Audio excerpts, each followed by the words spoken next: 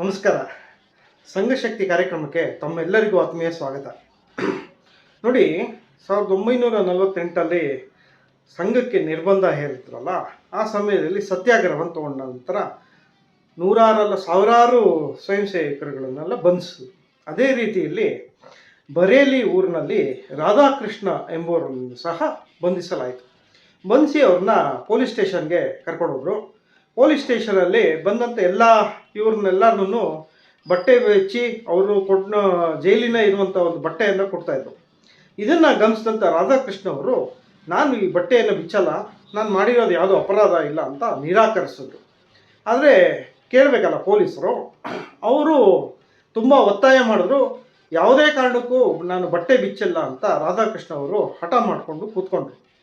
ಕೊನೆಗೆ ಪೊಲೀಸರೇ ಸ್ವತಃ ಅವರ ಬಟ್ಟೆನೆಲ್ಲ ಹರಿದಾಕಿ ಅವರನ್ನ ವಿವಸ್ತ್ರಗೊಳಿಸಾಯಿತು. ಆದರೆ ಇವರು ಕೈದಿಯ ಬಟ್ಟೆ ಇರುವಂಥದ್ದು ಯಾವ ವೇಷ ಇದೆಯೋ ಅದನ್ನು ತೊಡಲ್ಲ ಅಂತಿದ್ರು. ಹಾಗಾಗಿ ಅವರು ಪೂರ್ತಿ ನಗ್ನರಾಗೇ ಜೈಲಲ್ಲಿ ಇರಬೇಕಾಯಿತು.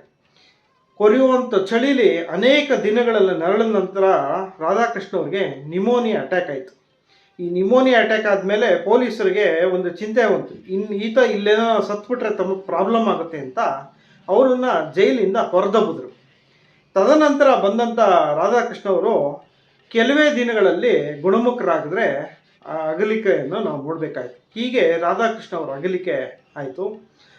ವಿಪರ್ಯಾಸ ಇನ್ನೂ ಒಂದು ದೊಡ್ಡ ಕಥೆ ಏನು ಗೊತ್ತಾ, ಅವರ ಇದನ್ನು ಸುಡಬೇಕು ಅಂತ ಸ್ಮಶಾನಕ್ಕೆ ತೊಗೊಂಡೋದ್ರು. ಎಂಟೈರ್ ಬರೇಲಿ ಗ್ರಾಮದ ಎಲ್ಲ ನಾಗರಿಕರು ಎಲ್ಲ ಸೇರಿ ಕಣ್ಣೀರು ಕಂಬನಿ ಹಾಕಬೇಕಾಯಿತು. ಸ್ವತಃ ಅವ್ರ ತಂದೆ ಆ ಚಿತಾಬೇಕಾರಿ ಇಂಥ ಮಗನ ಕಳ್ಕೊಂಬಿಟ್ಟಲ್ಲ ಅಂತ ಅವರೇ ಧುಮುಕಕ್ಕೆ ಹೋದಾಗ ಅಲ್ಲಿನ ಜನ ತಡೆದಿದ್ದು ದುಃಖದಲ್ಲಿರ್ಬೇಕಾದ್ರೆ ರಾಧಾಕೃಷ್ಣ ಆತ್ಮೀಯ ಸ್ನೇಹಿತರು ಒಬ್ಬರು ಇದನ್ನು ನೋಡ್ಲಿಕ್ಕೆ ಬಂದಿದ್ದರು. ಅವರು ಸಹ ವಾಂಟೆಡ್ ಲಿಸ್ಟಲ್ಲಿದ್ದರು ಪೊಲೀಸರು. ಆದರೆ ಪೊಲೀಸರ ಕಲ್ಲಿನ ಹೃದಯ ಹೇಗಿತ್ತು ಅಂದರೆ, ಆ ಸ್ನೇಹಿತನ ಬಾಡಿಯನ್ನು ನೋಡ್ಲಿಕ್ಕೆ ಬಂದವನ್ನ ಸ್ಮಶಾನದಲ್ಲೇ ಅರೆಸ್ಟ್ ಮಾಡಿ ಕರ್ಕೊಂಡೋದ್ರು. ಇದು ಅವತ್ತಿನ ನಡೆದಂಥ ದೌರ್ಜನ್ಯದ ಕತೆ. ಅನೇಕ ಜನ, ಎಷ್ಟೋ ಜನ ಸರ್ಕಾರಿ ಕೆಲಸದಲ್ಲಿದ್ದಂಥ ಸ್ವಯಂ ಸೇವಕರನ್ನೆಲ್ಲರೂ ಸಹ ಸರ್ಕಾರ ಅವರನ್ನೆಲ್ಲ ವಜಾ ಮಾಡ್ತು. ಹೀಗೆ ಒಂದು ನರಕ ಸದೃಶ್ಯವಾದಂಥ ಒಂದು ಹೇಗೆ ಮಾಡಬೇಕು ಅನ್ನೋದಕ್ಕೆ ಸರ್ಕಾರಕ್ಕೆ ಇದೊಂದು ನಿದರ್ಶನ.